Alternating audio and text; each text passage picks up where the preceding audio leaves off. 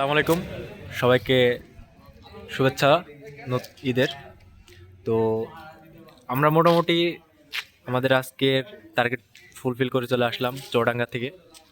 তো প্রতিবারের ন্যায় এবারও আমাদের একটা স্লোগান ছিল, মানব উন্নয়ন ও রক্তযোদ্ধার গাড়ি ছুটে যাবে অসহায় ও দারিদ্র মানুষের বাড়ি।